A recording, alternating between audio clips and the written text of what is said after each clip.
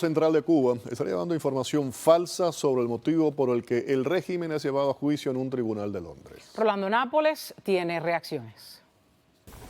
Hola, sí, muchas gracias. Y uno de los argumentos para mostrar que el régimen estaría haciendo falsas afirmaciones en este comunicado sobre el juicio que enfrenta esta misma semana en Londres es que precisamente este régimen mantiene una oscuridad total en la información pública sobre su deuda externa. Se puede decir que hay varias imprecisiones que rayan en lo que podríamos denominar la falsedad. El régimen estaría ofreciendo información falsa en su inédito comunicado al Banco Central de Cuba sobre el juicio que enfrenta esta semana en el Tribunal de Londres por una deuda que afirma no es responsable.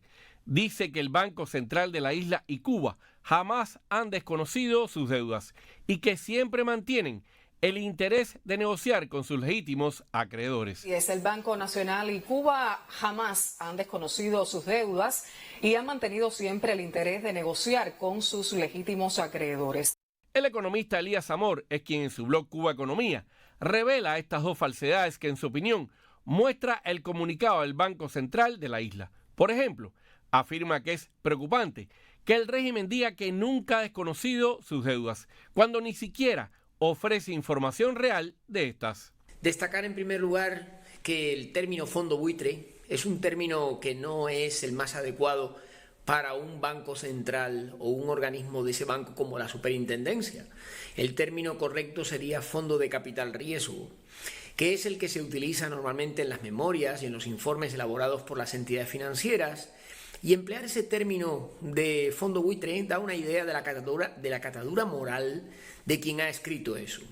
Por otra parte, a juicio de este economista cubano, el régimen no ha mantenido siempre ese interés que ahora dice tener de negociar con los legítimos acreedores de su deuda externa, sino que realmente solo negocia con los acreedores dispuestos a condonar o dar facilidades en el pago de intereses. Estos fondos, en principio, no obligan a nadie a que les vendan la deuda. Son entidades especializadas que operan en todos los países del mundo, no solo en los paraísos fiscales, como dice la nota.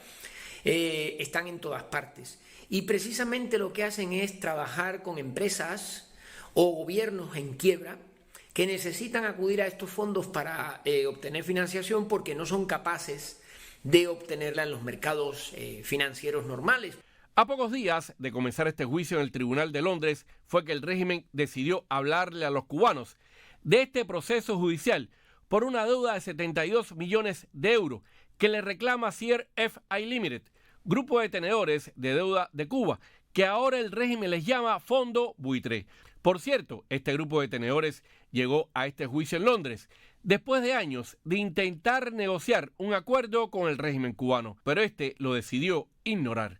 Esta situación está demostrando que al régimen de Cuba le ha pillado de sorpresa esta noticia. Es un acontecimiento que por esperado está siendo muy mal gestionado desde el punto de vista de la propaganda y desde el punto de vista de la manipulación del estado de la opinión pública que se hace generalmente en Cuba. Y por cierto, según analistas, el régimen sabría muy bien que tras este juicio, esta misma semana en un tribunal de Londres, sus negocios en el mundo podrían recibir duras sanciones. Rolando Nápoles, América Noticias.